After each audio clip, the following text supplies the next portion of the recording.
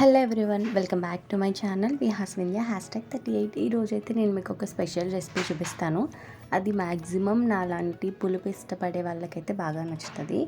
First దానికి pre requirements అయితే తీసేసుకుందాం. కరివేపాకు, ఎండుమిర్చి, వెల్లుల్లిపాయ, జీలకర్ర, మినప్పప్పు, పచ్చిశనగపప్పు అండ్ దెన్ వేరుశనగుళ్ళు. ఇవన్నీ అయితే మన ప్రీ రిక్వైర్మెంట్స్ లైక్ పోపులు అనమాట. అండ్ నెక్స్ట్ మెయిన్ ఇంగ్రీడియంట్స్ అదే గోంగూర. ఇదైతే ఫ్రెష్ గోంగూర. మేమే తోటకి వెళ్ళి ఇన్ఫ్యాక్ట్ చెప్పాలంటే ఎత్తుకొచ్చేసామన్నమాట. అంటే లైక్ దొబ్బుకొచ్చేసాము.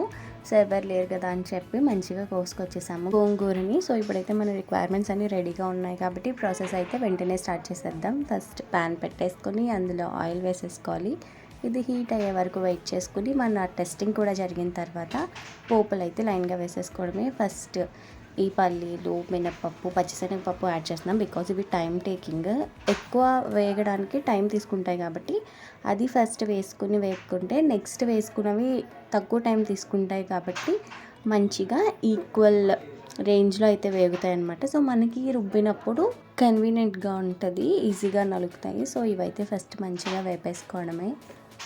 కొంచెం ఒక 5 to 6 minutes పట్టవచ్చు టైం ఇది కంప్లీట్గా వేగాలంటే. అప్పటి వరకు మంచిగా ఇలా స్లో ఫ్లేమ్లో పెట్టుకుని ఫ్రై చేసుకుంటూ ఉంటే చాలు. ఇవైతే ఇప్పుడు కలర్ బ్రౌన్ చేంజ్ అయ్యాయి చూసారా, అంటే విచ్ మీన్స్ ఇవి వేగిపోయాయని. ఇవన్నీ ఒక పక్కకి తీసేసుకోవడమే నీట్గా. ఎక్కువసేపు ఉండి మాడిపోయినాయి అంటే మాత్రం టేస్ట్ అయితే డెఫినెట్గా చేంజ్ వచ్చేస్తుంది, లైక్ చేదు వచ్చేస్తుంది, అంత బాగోదు. కాబట్టి మనకి కావాల్సినంత కలర్ వచ్చిన తర్వాత వేగిపోయిన తర్వాత ట్రాన్స్ఫర్ చేసేసుకోవడమే. ఇది ట్రాన్స్ఫర్ చేశాక నెక్స్ట్ అయితే ఇందులోకి మనం పక్కన పెట్టుకున్నాం కదా వెల్లుల్లిపాయలు యాడ్ చేసుకోవాలి. కొంచెం ఇవి తూలేటట్టు ఉంటాయి, దూరంగా ఉండడం బెటర్. వీడియో తీసే వాళ్ళైతే ఇంకా దూరంగా ఉండాలి, ఎందుకంటే చేతులు మ్యాటర్స్ కదా. ఫోన్ ఏమైనా పర్లేదు కానీ హ్యాండ్స్ మీద తూలుతుంది, సో అది కొంచెం డేంజర్. వెనక్కుండి మంచిగా వీడియో తీసేయడమే. అండ్ దెన్ ఇందులోకి కరివేపాకు, ఎండుమిర్చి కూడా యాడ్ చేసేయాలి. ఇవన్నీ మంచిగా ఏగే వరకు కలుపుకుంటూ ఉండాలి. దీన్ని కూడా మంచిగా ఫ్లేవర్ స్మెల్ వచ్చేంత వరకు వేపుకుంటే చాలు. ఎక్కువ మాడాయంటే మాత్రం టేస్ట్ అస్సలు బాగోదు. ఫస్ట్ థింగ్ అసలు తినాలనిపించదు, కలరే చేంజ్ అయిపోతుంది పచ్చడికి మొత్తం. ఇప్పుడు ఇవి కూడా వేగిపోయినాయి కాబట్టి నెక్స్ట్ దీన్ని పక్కకు తీసేయడమే. ఇవన్నీ వేగిపోయినాయి కాబట్టి నెక్స్ట్ ప్రాసెస్ ఏంటో మీరే గెస్ట్ చేస్తారు. మెయిన్ ఇంగ్రీడియంట్ అన్నాను కదా, ఇప్పుడు దాన్నే మనం ఫ్రై చేయాలి, లైక్ మగ్గించాలి. ఆయిల్లో మగ్గిస్తే ఇంకా టేస్ట్ బాగుంటుంది అనేసి ఇందులోకి ఇప్పుడు గోంగూర యాడ్ చేసేసుకోవడమే. ఇదంతా కూడా మొత్తం అందులోకి ట్రాన్స్ఫర్ చేసేసుకోవాలి. అండ్ హై ఫ్లేమ్లో ఉంది కాబట్టి త్వరగా మగ్గిపోతుంది, సో లో ఫ్లేమ్లో పెట్టుకుంటే సరిపోతుంది. ఎవరికి నచ్చినంత ఎంత కావాల్సినంత అయితే డెఫినెట్గా చేసుకోవచ్చు. నాకు పులుపు అంటే ఇష్టం కాబట్టి కొంచెం ఎక్కువ క్వాంటిటీలో చేస్తున్నాం మేము. ఇంతకీ తినేది ఎవరు అంటే నేను, మా పెద్దమ్మ, ఇంకెవరు తింటారు ఇంట్లో. సో మా ఇద్దరి కోసమే అంత క్వాంటిటీలో చేసుకున్నాం, ఎందుకంటే నాకు పులుపు చాలా ఇష్టము. సో ఇది కూడా మగ్గేంత వరకు కలుపుకుంటూ ఉంటే సరిపోతుంది. ఒక 5 minutes చాలు ఇది మగ్గాలంటే, ఎక్కువ టైం కూడా తీసుకోదు. మంచిగా ఫుల్గా కలిపేసుకుంటే సరిపోతుంది. ఈ గోరింటాకు సిమిలర్ ప్రొనౌన్సియేషన్ ఉంది కాబట్టి ఎవ్రీ టైం నేను గోంగూర అని చెప్పకుండా గోరింటాకు అని చెప్తున్నాను. సో ప్రతిదీ కట్ చేసుకుని పెట్టుకోవాల్సి వస్తుంది. ఎనీవే ఇదైతే డెఫినెట్గా గోరింటాకు అయితే కాదు.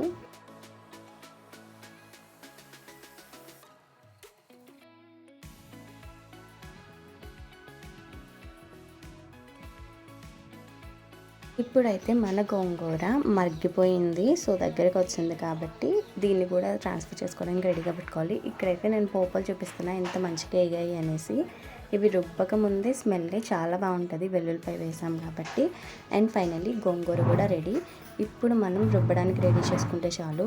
ఇప్పుడు మేమైతే రుబ్బరోలు క్లీన్ చేసినాం బికాజ్ దీనికి మేము పూజ చేస్తాం కాబట్టి పసుపు, కుంకుమ అనేవి ఎక్కువనే పూసాము. సో అదంతా క్లీన్ చేసేసాక రుబ్బడం అయితే స్టార్ట్ చేసాము. సాల్ట్ కూడా ఇందులోకి యాడ్ చేస్తాం, లైక్ సాల్ట్ కాదు ఉప్పు యాడ్ చేసాము. ఇదంతా నలిగిన తర్వాత మనం గోంగూర అయితే యాడ్ చేసుకోవాలి. ఈ మిక్సీ గ్రైండర్స్ వచ్చాక మొత్తానికి రుబ్బడమే మానేసాము. సో ఆ మానేయడం వల్ల రుబ్బడం కూడా మర్చిపోయాము, ఎలా చేయాలి ఏంటి అనేసి. సో దాన్ని ఈక్వల్గా బ్యాలెన్స్ చేస్తూ నూరుకోవాలి. సరిగ్గా రుబ్బుదాం రా బాబు అంటే చేతులు నొప్పి వస్తాయి ఇంకా. సో అలా కాకుండా అప్పుడప్పుడు ఇలా రుబ్బుతూ ఉంటే మనకి ఎక్సర్సైజ్ అవుతుంది. మన ఇంట్లో ఉన్న ప్రొడక్ట్స్‌ని కూడా మనం ప్రాపర్‌గా యూజ్ చేసుకున్నట్టు ఉంటది కదా! సో, అందుకు ఇప్పుడు ఫాస్ట్‌గా దీన్నైతే రుబ్బడం స్టార్ట్ చేసినాము. అండ్ వన్ మోర్ థింగ్, మీకు జరపాలనుకుంటే స్పూన్ యూజ్ చేస్తే సరిపోతది. బికాజ్ కారం కాబట్టి చేతులైతే మండుతాయి. ఇలాంటివి జరగకుండా ఉండాలంటే స్పూన్ యూజ్ చేసుకోవడం బెటర్ ఆప్షన్. ఇక్కడ మా పెద్దమ్మకి అలవాటే కాబట్టి మంచిగా చేత్తోనే రుబ్బేస్తుంది.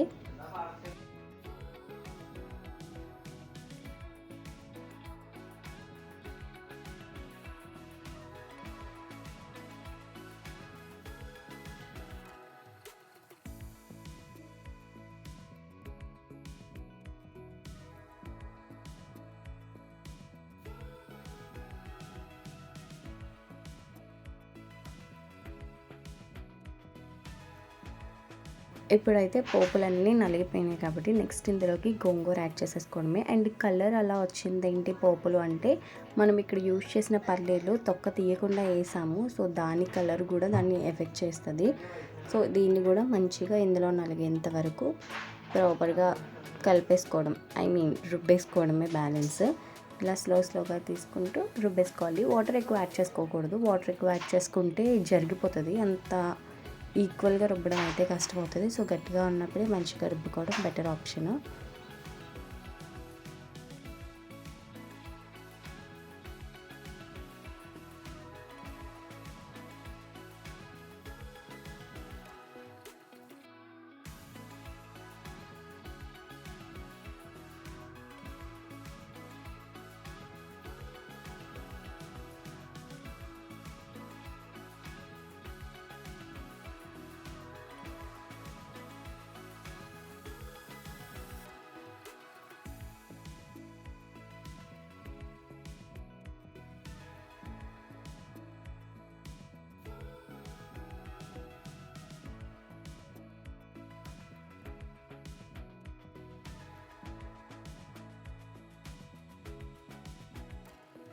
ఇప్పుడైతే నేను టేస్ట్ చూసి టైం వచ్చింది. లైక్ ఉప్పు సరిపోయిందా, కారం సరిపోయిందా అని. నేను చిన్నప్పటి నుంచి ఇంతే, పచ్చళ్ళు రుబ్బితే చాలా పక్కన కూర్చుంటాను. ఎందుకంటే మనకి ఫస్ట్ తినే ఛాన్స్ వస్తుంది అనేసి. తర్వాత రుబ్బడం మానేశారు కాబట్టి ఇంకా మిక్సీ అలవాటు అయిపోయింది. ఇప్పుడు again then I start sitting over there. Taste అయితే చూసేసా, చాలా బాగుంది. నెక్స్ట్ ఇంకొంచెం నలిగితే సరిపోతుంది. మన పచ్చడి అయితే మొత్తానికి రెడీ అయిపోతుంది.